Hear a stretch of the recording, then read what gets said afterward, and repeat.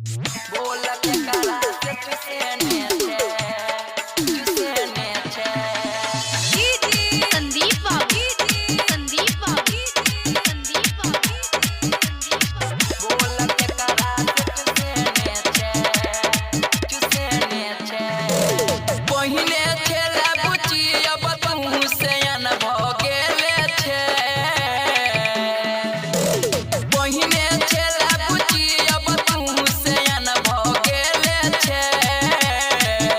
के छौरी गाल तोहर छौ फूलल बोल के करा से कतेने छे के तोहर होठ छौरी सुकल बोल के करा से चुसेने छे संदीप बाबू बोल के करा से चुसेने छे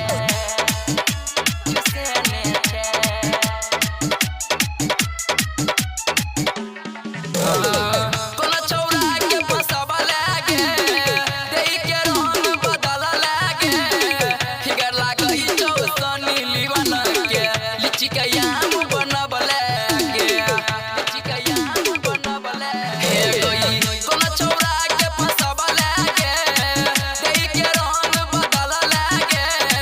फिगर लागई चौसनी लीवन के लिची के याम बनब लागे 18 साल के उम्र में सब रात रचौने छे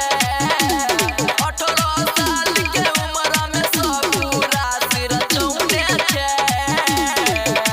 के छौरी गाल तोहर छौ फूलल बोल के करा से कतेने छे के तोहर होठ छौरी सुकल बोल के करा से चुसेने छे संदीप बाबू बोल के करा से चुसेने छे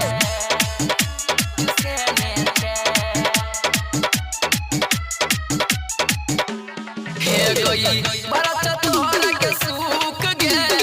चलल जो प्यार के भूत गे राम भगत के संग में जाके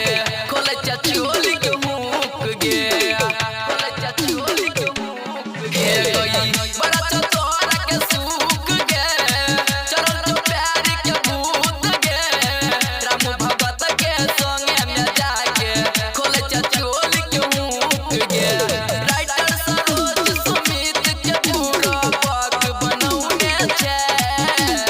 लक्ष्मण संजीत परत के पूरा पाक बनौने छे के छौरी गाल तोहर छौ फूलल बोल के करा से कतेने छे के तोहर होठ छौरी सुकल बोल के करा से चुसेने छे अभी आप सुन रहे हैं मैथिली जानकी रिकॉर्डिंग स्टूडियो बरहा से।